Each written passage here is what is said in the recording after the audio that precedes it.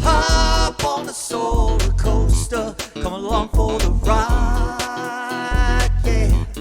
Solar coaster's rolling, it feels so right. Hop on the solar coaster, come along for the ride. Aloha, my name's Anna Covert, and this is The Solar Coaster, the wild ride through the solar industry told by the people who are living it every day.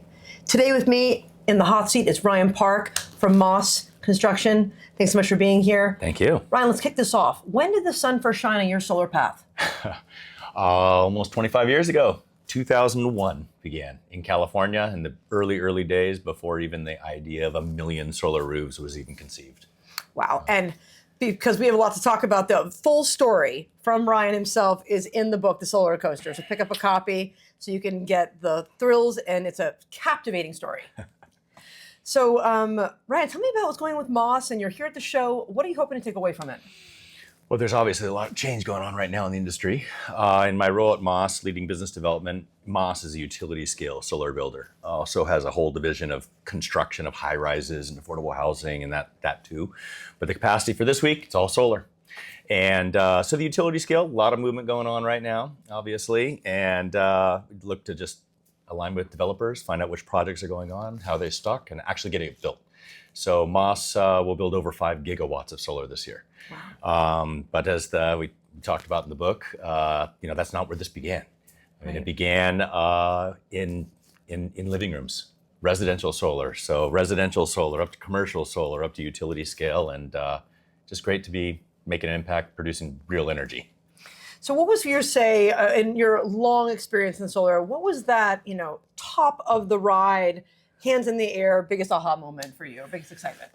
I think there's been a lot on the solar coaster of these ups and downs. And I wouldn't say there are really even the downs. It's like collecting yourself again for that next push forward and what you've learned.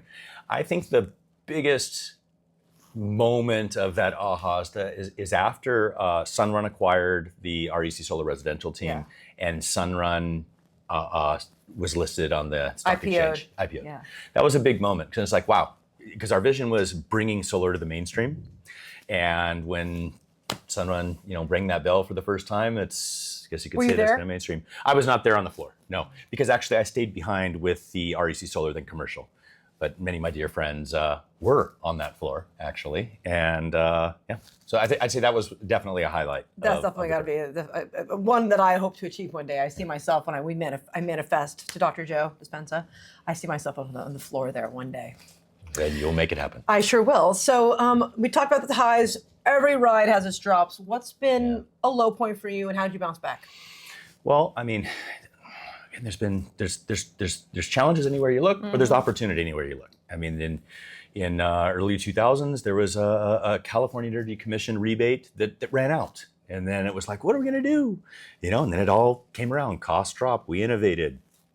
Programs changed. Similarly, in New Jersey, it was a boom and bust scenario there. There were solar renewable energy credits, these SRECs that really drove the market for a bit. And there was a big hiccup and then came back. These days, it's tax credits ending, supply constraint challenges, but we will get through this too. Yes. So, I mean, it's just challenges hit, and then how do you evaluate, take a step back, and pivot? Easy to say as long as you don't get out over your skis. If you're a business owner, when I say get out over your skis, if you are way too extended in cash and now you have to sell your development piece of your company for pennies on the dollars, well, get up and do it again. What I love, what we talked about in the book about, the financing is just so important. People don't realize, what is the difference here of, and we see financiers going out left and right. And I heard a speculation that if this tax credit, which now we know will be expiring, at least for residential, at the end of this year, that was going to mean a trickle down next year of 75% of the EPCs going out of business. What do you think? I think that's probably a high number. Yeah. I mean, I think that we're definitely going to see many more bankruptcies. We saw quite a few this year. With some of the financing challenges there. I mean, when Sunnova, the bank that is financing projects for installers, when the bank can't pay their bills to the installer, I mean, that puts installers at a place you just don't think that, is the bank not going to pay us? That was one challenge that was dealt with this last year. So there will be bankruptcies. Posagen, But- they just went out a couple days ago.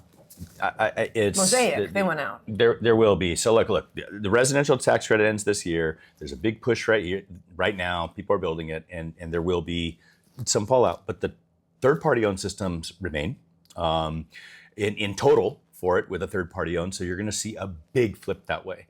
Like this year, roughly 80% of systems with Powur that I've been involved with is loan or cash, at least within the Hawaii market specifically.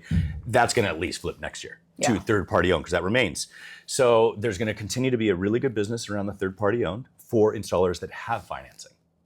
Not all of them have financing. And a lot of the banks are concerned about the financial bankability of the installer, right? Yeah. So those that are bankable will get the financing. They have a great next year and a half. Following next July 4th, 2026, when you have to have those contracts signed by, after that, solar portion of third party no longer gets the tax credit. But the tax credit for storage remains till 2033. Really? Yes. I didn't realize that. So then you're just going to see an adjustment of the financing where people will, you're going to buy your solar portion, maybe with cash. You don't get a tax credit, but the price is lower. And then I see financiers financing the storage side. Yeah. And as a homeowner, frankly, the weak link of a system is the storage. I mean, they come with 10-year warranties that they still will produce 70% of their capacity after 10 years, but like batteries are going to fail. It's they like will. a car. I mean, but it's the same Right. thing. It's like when I think that the expectation needs to change of the person who's buying it. It's like, okay, Yeah. well, like, oh, well, they think that they should have this warranty for everything. Well, what about a car? If you bought a car, you wouldn't expect it to last longer than Bingo. 10 years. That's exactly right. So, and it's like you will replace it, and the technology is improving, and it's like, do you get value out of it, of those 10 years if you're financing? Like, will it save more than it costs? In most markets, yes. But even in markets where adding the storage maybe doesn't save more than you pay every month in the financing, but you get all the peace of mind of having energy. Before we started recording here, we were just chatting about Exactly. that, right? I was just going to say, like, and the cost of, like, the opportunity cost of just having to clear out or throw away everything in your refrigerator or freezer. Yeah, if you have a powder outage. $500, $600 right there. Bingo. If And that's not not, more. and that's not even if it's a critical need. I mean, if you have oxygen or dialysis, or you have medicine, or you have breast milk in your fridge, and you lose power from the utility. I mean, this is in so many markets around the country, people are just starting to get exposed to, oh my gosh, the utility company actually can have power disruption issues. That's right. Some people are very familiar with it. And a lot of those people have then put in like gas generators and whatnot. But like storage itself has such a value around that. Being able to have backup power and not worried about it, that peace of mind, my goodness, So that's going to drive. And I think it's a big, something I also talk about in the book is really that difference of the installer today. What are they selling the homeowner? Are they selling battery storage? Or are they selling energy storage? Battery backup or energy storage? Right. Because there's a big difference. What is the need here? Are you trying to Good save point. money with albatross, or are you, and time of use charges, are we trying to game it? Or, is it just in case the grid goes down? Like, Yeah. what is the purpose of your system here? So what you're talking about here is like there are options where homeowners can install, their solar with storage, and all it's doing is just you're playing with what you have for interconnection agreements. So in early solar days, when you spun the meter backwards with solar only, the utility gave full value for it. Let's say you were paying 40. If you bought power for 40 cents or 30 cents, whatever, if you spun it backwards, you got a 30 or 40 cent credit on your bill. That's way gone, right? So in California, now you can buy your power for 40 to 50 cents, depending on the time of day. But if you give them that energy, they're paying like 4 to 8 cents. At 4 to least 8. they're paying something. They're doing something. I mean, that's better than nothing. True. But that's the arbitrage we're Yes. talking about. So there's two ways that people are doing the battery storage. They're either putting that battery storage just to put the excess energy that would otherwise go on the grid at 4 cents of credit value into the battery so that they don't then buy the 40 to 50 cent later. So that's just load shift. But in some of those scenarios, if they're just doing arbitrage with their storage, if the grid goes out, the system goes out too. And to me, like, I never recommend just doing that. No, Like, what you're putting in the that's why storage. The batteries are for summer, Yes. and you don't, because if you're looking at an annual consumption, and it's just a whole other way of thinking, and I think that's what I really, what I'm hoping in the book, and that those juniors out there that are coming into the market, that they realize that the days of the solar bro are gone. Right? Yep. There's going to be Hopefully. a convergence happening. They need I to be think. gone. I think there is like a convergence of we're talking about 30% here, but if we look at energy or the equipment prices are coming down. Yep. Well, right now we're in a short-term Yeah. blip because of the supply True. constraints. Right. Everyone's trying to get it in right now, but bigger picture, yes. Yes. Supply costs are dropping. Will drop. Utility costs going up. Yeah. solar bros coming down. People are no longer realizing that they can charge someone or gouge someone that much on a $10,000 commission. It's over. Yeah. So when we look at the convergence of these three different elements, that is an easy tax credit replacement. Bingo. There's a lot of, so what would happen is, these installers, they are desperate to feed the installation crews. You're paying employees full-time to be building solar, and if you don't have projects for them to do, money gets eaten up real quick as an installer. So they became hooked on these third-party sales groups, the Solar Bros, canvassing streets, saying whatever to get a sales contract, and had huge sales costs in there that then passed these contracts to the installers. And it frankly, it tarnished the industry in a lot of ways. But where we are going is that without that tax credit, the industry needs to get more lean to be able to still deliver the savings. And the product is just improving. I mean, and those that can actually talk about the value that solar and storage really offers. And when I talk about storage, I'm talking about backup power. Grid goes out, your house stays up. You have an EV, you can charge it at home, even if the grid's out. Like, gas pumps ain't running if the grid went out for long periods of time. Like, it would be... No, especially when we're talking about like Hawaii, where we're from. I mean, how much backup do they actually have? I've heard several different sources, but it looks like no more than 2 weeks. And we have nothing. 2 to 4 weeks, whatever, not long. Not long. Is the point. Yeah. And I don't miss going to the gas pump at all. You know, and it's just about like the gamification of it. And like, you know, you were the first one who turned me on to what's Energy, Solar Edge is doing with their new Energy Hub. And that's kind of like a span, and talk a little bit about that. Yeah, that's where, so this is, you did perfect lead into like the transition that we're going to with the solar and the storage and the smart energy of things. We've been hearing, a lot of us in the industry and outside, the Internet of Things and all the connected devices. It's finally starting to get there to where you're not just about energy production and energy storage, but then it's how does your home interact with that? So if you have, let's say it's 3:30 in the afternoon, your solar's produced so much, you've been at work, that your batteries are full and you would otherwise start sending to the grid, and you're gonna come home by 5 or whatever from work, 5:30, these smart systems now will then, excess power, let's start pre-cooling the house with the air conditioning. Turn on the air conditioning automatically for you, that you get home, do a nice cool house. You've got excess energy. Preheat the oven. Go ahead and run the dishwasher at that point with that excess power. Or, of course, the excess energy, solar EV charging too. Charge your EV when you're then full on batteries and everything. So that energy transition to the smart ecosystem of the home that's what's next. That's what's next. And the solar bros and the ones that are going to succeed are the ones that become true energy consultants. That understand it. That's exactly it. And I think that, what I always caution, at least my clients, are when they talk about the end of net metering and the end of days. Right. It's like, look to the past. Hawaii has been there for years. Yeah. 10 years ago, net metering ended in Hawaii. In 2015. Yeah. So it's been 10 years, and to think that it's not going to happen to you, well, get a reality check. Yeah. Right. And if you're not selling storage now, you need to be. And if you're still trying to sell based off of an ROI factor that matters to you, look at what's happening. I mean, Florida, they just did a bid, the utility company, to increase it 30%. Right? 30%, 30%, 30%. I mean, it is going to be wild out there. Yeah, costs are going to continue to increase. But again, the selling point of it, it's one side of it on savings, but it's like you have predictability and forecastability in the energy costs by going with solar, and you just know this is now I'm set here at least for the next decade, and then maybe you have to get batteries again or whatever, or whatever. But you have that predictability and certainty because utility rates are going to go up, especially if you're in a market where it's an investor-owned utility. And it's getting hotter. Yeah, and more people are putting air conditioning. We have AI facilities going in with tremendous load needs for energy. I mean, that's what's really driving the utility scale solar space that I'm spending the majority of my time in these days, obviously. And it's it's all about. How about that? Let's pivot to that. So I know I have a lot of clients who are asking me, and I know you're an expert at it, about the commercial exemptions or extension, we'll call it. Right. And, and there's some different lines here, 26, 27, safe harboring. Talk to me, clarify it for us. Like, how does it exactly work? How do people protect their, projects up to the next 4 years? And how do they safe harbor? Oh, gosh. We could do a whole long talk on this. Just depends on what world you're living in, the residential, commercial, industrial, or the utility scale. At the residential and like commercial, I'll start at the residential level.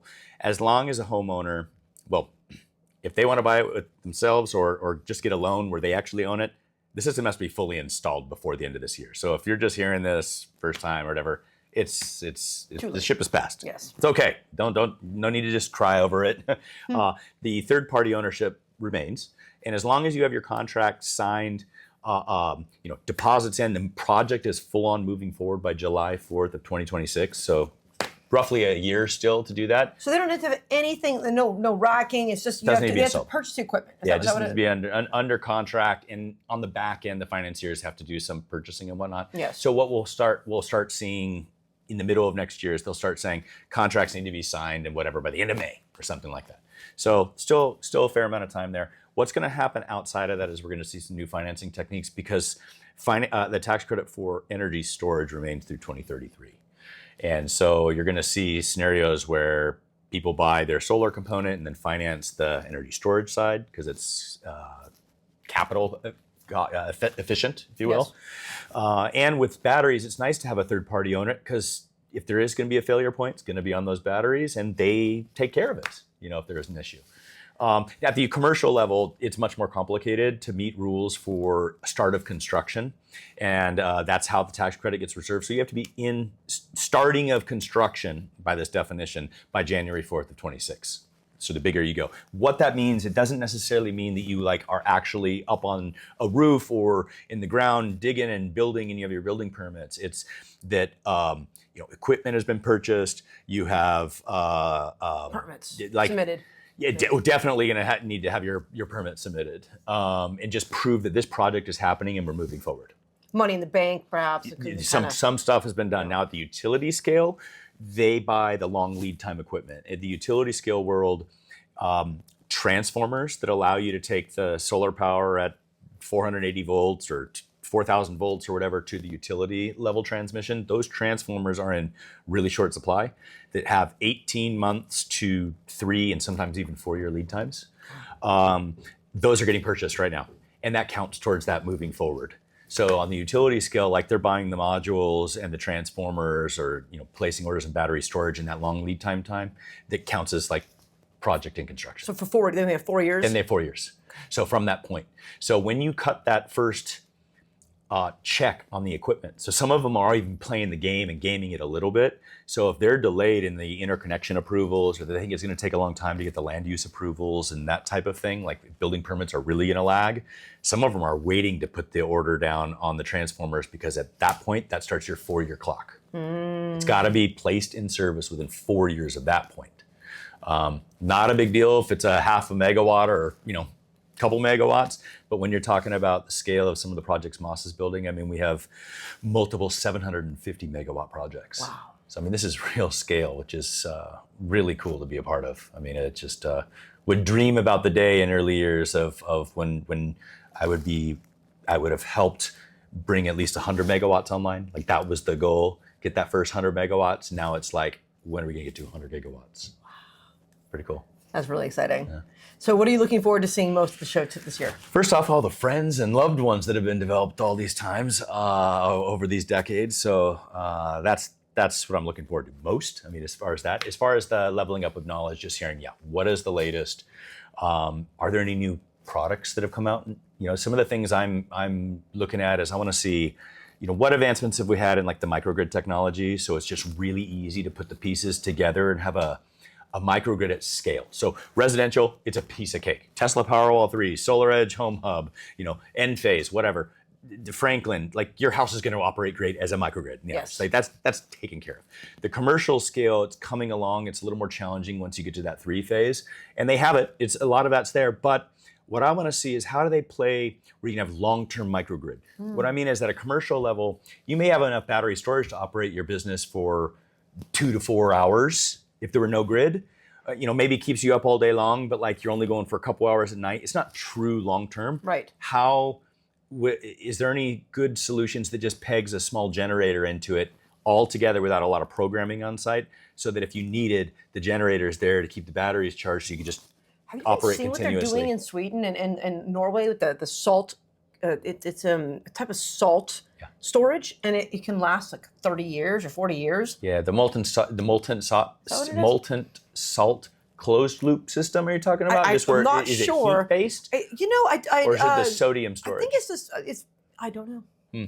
But I know it's it lasts for a really long time, and Yeah. it's pretty fascinating. Some of these ways that they can just store the energy in like liquid or a different type of solid state, and so it's not lithium ion and Different has battery much longer, chemistries. Yeah, much longer shelf life. So most of us that know in the residential or even commercial space, lithium iron phosphate. The LFP, lithium iron phosphate, is more of the it's really safe. Yeah. Okay? It doesn't have thermal runaway in that way. But some of the other chemistries you're talking about, like sodium ion, some of these others that where it never degrades.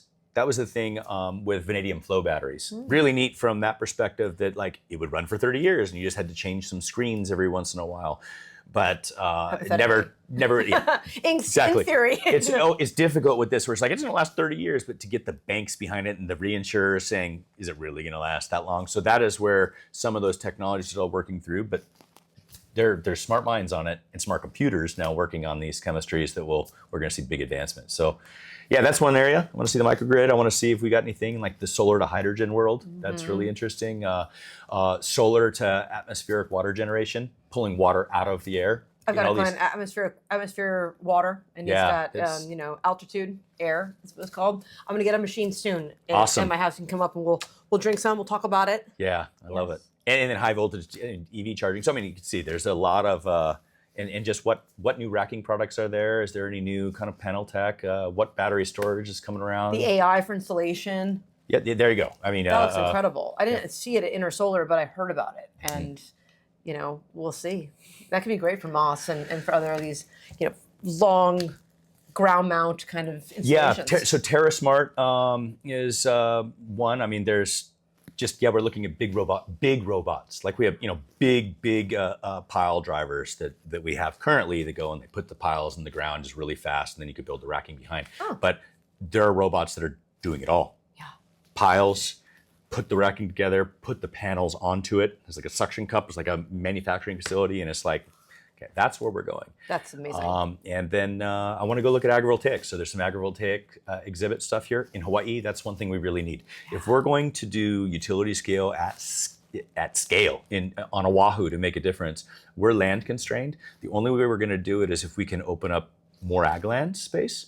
But even though I'm a solar guy, I'm not for just taking ag land out of use. In fact, it's one of the biggest knocks when you see, Trump going on some monologue or whatever. All the solar panels, it takes all the ag land, it's bad, etc. Okay, fine. That's true if you're going to take a lot of ag land out of production. But agrivoltaics is something where they can work in harmony together. Yes. So that's already happening in Hawaii on a project that we've built. There's a research. Do you have the sheep out there grazing it too? That was early stage. So yes, okay. We had those projects too that we built. The very stage one HECO projects, the base of the wind turbines in Kawailoa, there's almost a 70 megawatt project. You wouldn't know it when you're on the North Shore. Can't even see it. Of course, you can see the wind turbines. Yes. Can't see the solar all up there. No. That's sheep grazed. So we don't have to use lawnmowers out there, and the sheep are happy and getting nice and chubby and fat, and it's perfect. But the next level of agrivoltaics is true farming. So they've tested like over 100 crops out at the Mililani Ag Park, and basically they do hydroponic like lettuce and tea leaves, and they've done all these testings where you're not growing in the soil, because actually a lot of Hawaiian soil isn't great. I mean, the way they grew all that sugar cane and volcanic ash, or what? It's not great. They fed Rich. it. Bingo. They used to feed it with the nutrients, right? And so that's one thing that's great with hydroponic, where you just are in a substrate, have the water going through, and you use fish as your fertilizer. Yeah. So aquaponics in its true closed loop. So in fact, we have a 120 megawatt project that was awarded in the stage 3. We're gearing up to build soon. And it has a large agrivoltaic component to it with Cunha Country Farms that will provide all the lettuce and fish sticks for the public school school system in Hawaii. So cool. Yeah, fish stick stuff. So coming out of that, grown between the rows of the solar trackers. That's going to be amazing. Right. We got to go out there and film it live. Yeah. So this is how. So it's, the energy and food nexus are together, and then water too. When you talk about atmospheric water generation, the biggest input is energy, and then you pull the water out. In all these areas where you have this polluted water from Red Hill, we're talking Hawaii specifically, or all these PFAS and all these areas throughout Houston and the petrochemical industry. In Lahaina. So they brought in so Jeff Sir, my client from Altitude, he brought in. They had them on these little like micro like a RV kind of because they need power. Right. So that's what the perfect combination was solar and just even a residential can do I think 20 gallons a day, and the commercial one can do like 100 gallons a day. And now, I've seen them with thousands and thousands and thousands of gallons. It might be even more, but now they're installing them at hospitals, or they have them on this little RV, and now they're changing entire communities, Africa, and it's it's coming up quick. Yeah, and it works well in Hawaii. Anywhere you get that humidity over 60% really works well, which is Hawaii, Florida, Houston, a lot of markets. Yeah. Awesome. Well, my last question for you? What is the one recommendation you have for those juniors out there who just want to get into the solar industry? It's a wild ride. What is your knowledge or wisdom for them? Oh my gosh, that's a big one. Well, first off, just listening to shows like this, there's a lot of good ones out there. So start doing your homework first off. If you love it, you're going to find your way. And it really is. Do you want to enter from like a sales business development side, or you're interested going from like actually doing the work side and the contracting? Maybe you'd own your own company or drive that. So there's two different ways. One area to level up your knowledge is with NABCEP, NABCEP, American Board of Electrical Practitioners. Yep. Yeah, so they have a bunch of different certifications that you can go there. That's just something if you're just coming in and let's say you want to get a job, within one of those companies. I mean, as far as on the sales side, like solar now, you could just do it. Like you could become a 1099. Join Powur. There's a the Powur platform, POWUR, and they have, frankly, the best training I've ever seen. I mean, of anything in there, the full knowledge base, so you can learn right from there and just start with friends and family, like literally, and then it handles everything on the fulfillment. So you wanted to get into solar sales, look no further than Powur. Honestly, just give a plug there. That is the best. Absolutely. Because the days of going to like show up at Sunrun and say I want a job, no, Sunrun scaled down, and they use 1099 sellers anyways, and they pull the majority of kind of profit out for shareholders. Where Powur is better. Cost of goods pass through, and listen, everyone who's listening, you can join my Powur group, and then you can tag Ryan on your first sale, and he can sell it for you. Well, maybe, but I have a great team. Sorry, I have a great team, of sellers. I just help you out on your key ones. Oh, okay, I'm special. I like it. I like it. No, I've got a great team of sellers. That's the thing with Powur, being decentralized. I've got sellers in states all over the country. They're experts in their local market, so depending on where the opportunity is, can go. And if you provide that opportunity, a professional will sell it, and then the person who brought in the lead gets to keep 50% of the payment. Right. So it's nice because then you can be like a housewife at home, and you could just go to the student council, or not student council, like the what do they call when those parents get together, like the whatever. Just parent talks, boards. Parents getting but that's really what Bake it's about. sales, I don't know. Solar doesn't need to be sold. That is the problem with the solar bros. Yes. It doesn't need to be sold. It just needs to be educated. And it doesn't work for every house. If you have trees all over, or maybe you need a re-roof at the same time, which of course Powur can do the re-roof with the solar, and they bundle it. And they can get it all financed all together and all that. But it's just too good. It's just an education. Really, education is what truly sells solar. And so that's one way. And if you wanted to get on the install side, start with manufacturers. You can work with the technology, inspection. There's all kinds of different ways to get into the industry. Yeah, engineering space. And one area, if you're like dissecting the overall industry, I mean, energy storage is an area that's still in super early stage. What I'm really interested in is this building integrated design and what's going to happen there. We look to Singapore and places like that. They have these, the gardens. You talked about aquaponics and just in Germany on the glass panels that they put on the side of they paint it on the wall. I don't even know how it works exactly, but it's amazing. And I'm looking forward to seeing what's going to happen there. It's we're just beginning. Just beginning. Just beginning the solar coaster. Well, it's the perfect time, I think, to end. Thank you so much for being here, Ryan. Thank you. Please join me next week as I interview another industry expert to help you succeed and survive the solar coaster. Aloha. Hop on the solar coaster, come along for the ride.